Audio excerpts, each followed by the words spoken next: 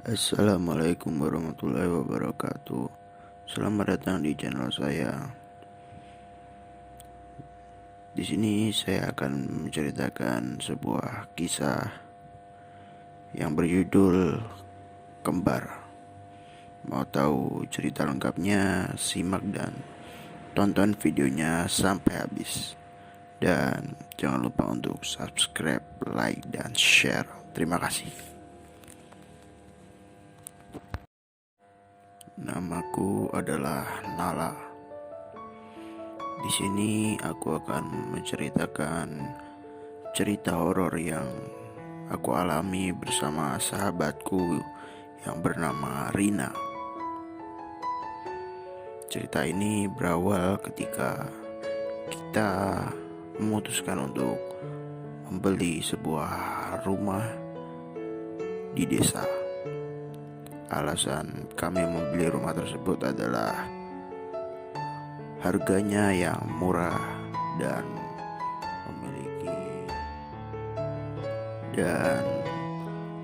saat kami sedang bernegosiasi dengan pemilik rumah atau penjual dari rumah tersebut, beliau sering mengingatkan kami agar tidak melakukan hal-hal buruk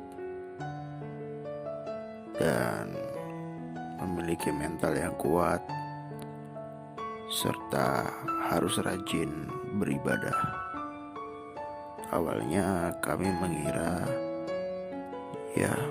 mungkin bapak tersebut hanya ingin mengingatkan kami, dan kami berpikir itu wajar saja.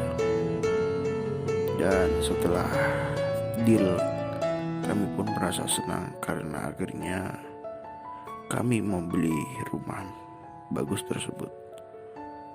Namun rasa senang kami perlahan-lahan pudar digantikan oleh rasa takut yang diakibatkan oleh penunggu rumah ini. Dan kejadian pertama yaitu pada suatu malam ketika aku sedang menanak nasi,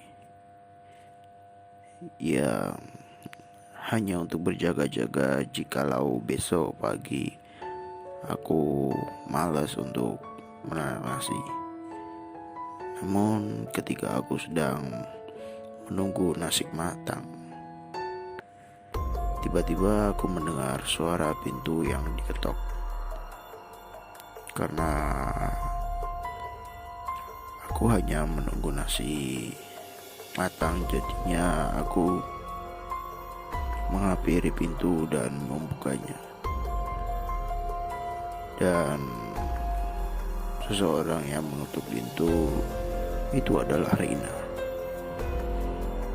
Namun ketika setelah aku membuka pintu, tiba-tiba Rina langsung masuk dan tidak berbicara sama sekali. Aku pun bertanya-tanya apa yang sebenarnya terjadi padanya. Dan aku pun bertanya kepada Rina apa yang terjadi padanya. Namun ia hanya terdiam dan tidak mengabaikanku sama sekali. Sebenarnya pada saat itu aku tidak terlalu melihat dengan jelas wajah sahabatku itu. Namun aku berpikir bahwa moodnya sedang tidak baik karena takut aku mengganggu, maka aku pun segera kembali ke dapur untuk menunggu nasi. Namun tiba-tiba aku mendengar suara tangisan di mana tempat Rina berada. Dan aku pikir Rina sedang menangis. Maka aku pun segera menghampirinya. Dan Sesampainya aku di ruang TV di mana seingatku Rina berada di sini, aku tidak menemukan siapapun. Suara tangisan itu pun menghilang dan aku kaget. Tiba-tiba ada suara ketukan dari pintu. Aku yang sudah ketakutan nekat dan segera membuka pintu, dan ternyata itu adalah Rina. Aku pun bertanya dengan sangat penuh rasa takut. Rina yang merasa aneh dengan sikapku pun bertanya-tanya, namun aku langsung menyuruhnya untuk segera masuk. Dan sejak saat itu kejadian-kejadian aneh pun dimulai. Kejadian selanjutnya terjadi pada pukul 2 malam. Saat itu kami yang sedang tertidur, Rina pun membangunkanku untuk meminta ditemani ke kamar mandi. Ya, karena kamar mandi di rumah ini berada di lantai 1, sedangkan kamar kami berdua berada di lantai 2. Aku pun sebenarnya sangat malas untuk menemaninya, namun aku juga berpikir pasti sewaktu-waktu aku butuh bantuan dia untuk menemaniku ke toilet. Jadi aku pun mau untuk menemaninya.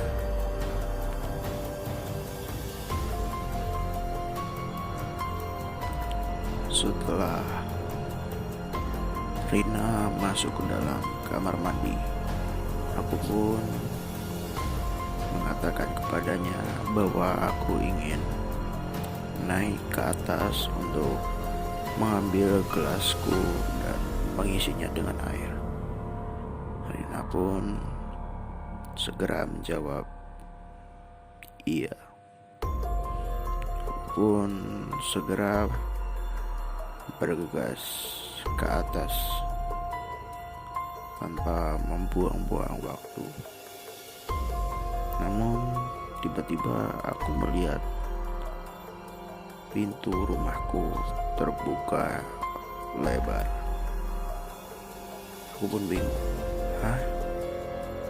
Kenapa pintu rumah kami terbuka lebar? Aku pun merasa risih dan segera menuju pintu untuk berniat menutupnya.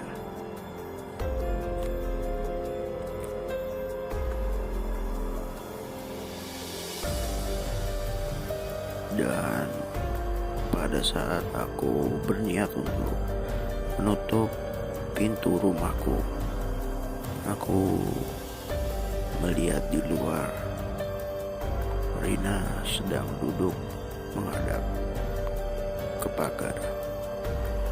Aku pun sangat kaget, dan ketika aku melihat ke arah jam dinding, jam menunjukkan pukul 2 malam.